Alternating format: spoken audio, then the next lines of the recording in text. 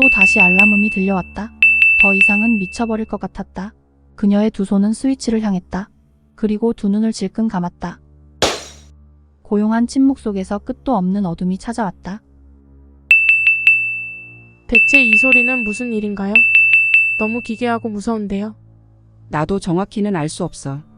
하지만 이런 소리가 대학교에서 나오다니 정말 이상한 일이야. 심야 시간 건물 관리 알바를 맡은 그녀는 불안한 표정으로 교대하던 전타임 근무자에게 물었다. 또다시 기괴한 알람음이 들리기 시작했다. 철판을 긁는 것 같은 기괴하고 소름 끼치는 묵직한 소리였다. 밤 12시. 이제 복도엔 그녀밖에 남지 않았다. 한밤중 아무도 없는 건물. 복도를 청소하다가 갑자기 들리는 그 소리에 온몸이 소름으로 곤두섰다. 그렇게 온 건물이 떠나갈 듯 삑삑 울리던 알람은 잠시 후 아무 일이 없다는 듯 조용해졌다. 도대체 어디서 나는 소리일까? 새벽 2시 20분. 또다시 알람이 울리기 시작했다. 정신이 나갈 것 같았다. 그때였다. 어둑한 복도에서 무언가 형체가 보였다. 어두운 물체가 비틀거리며 앞으로 다가오고 있었다. 그녀는 그 자리에 주저앉을 뻔했다. 다행히도 사람이었다. 시끄러운 알람 소리에 잠에서 깨어 복도로 걸어 나온 것이다. 그런데 이번 알람은 그치지 않고 계속되었다. 보통은 5분 정도 울리다가 꺼지던데 이상하네. 30분이 넘도록 기괴한 알람 소리는 계속되었다. 전날의 잠을 한숨도 자지 못해서일까? 기괴한 소리는 그녀의 정신을 송두리째 빼앗았다. 그녀는 무언가 홀린 듯 소리가 나는 쪽으로 향했다. 알람 소리는 604호 사무실 냉장고에서 들리고 있었다. 불 꺼진 어둑한 사무실 너머로 뭔가 깜빡이는 빨간 불빛이 보였다. 그녀는 기겁을 했다. 돌아서자 복도 끝에서 또다시 검은 형체가 뒤틀거리고 있었다. 그녀에게 다른 선택지는 없었다. 떨리는 손으로 조심스럽게 문을 열고 안으로 들어섰다. 기괴한 알람음은 더욱 크게 들렸다. 그녀는 무언가 홀린 듯 빨간 불빛이 나는 곳으로 향했다.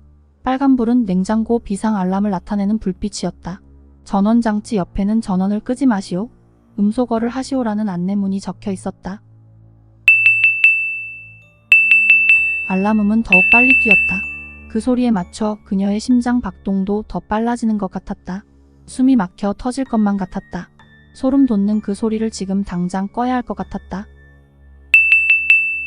또 다시 알람음이 들려왔다. 더 이상은 미쳐버릴 것 같았다. 그녀의 두 손은 스위치를 향했다. 그리고 두 눈을 질끈 감았다. 마침내 알람이 꺼졌다. 고요한 침묵 속에서 끝도 없는 어둠이 찾아왔다. 문득 며칠 전 알바 단체 공지를 들었던 기억이 떠올랐다. 연구실의 냉동 전원 장치에 문제가 생겼는데 점검 수리까지 며칠이 걸린다는 내용이었다. 그녀는 다시 전원 스위치를 올렸다. 알람 소리는 더 이상 들리지 않았다. 다음날 아침이었다. 연구원들이 냉장고 문을 열다가 놀라운 광경을 발견하며 소리쳤다. 20년 동안의 연구가 전부 사라졌어요. 어쩌다 우리의 연구 시료들이 이렇게 오염되었을까요? 소중한 시료들이 한순간에 날아가다니 20년간 연구의 결실이 코앞이었는데. 알람을 끄기 위해 전원을 내리자 냉동실 온도가 급격히 올라가며 영하 70도를 유지해야 하는 연구 시료들이 전부 오염되어 버린 것이다. 그런데 교수님, 이상한 게 있는데요. 여기 연구하던 외계알 하나가 깨져 있어요. 냉동고 온도가 올라가면서 깨진 거겠지. 그냥 깨졌다기보다는 뭔가 꼭 부화한 것 같은데요. 사건이 커지자 경찰은 CCTV를 수거해 확인하기 시작했다.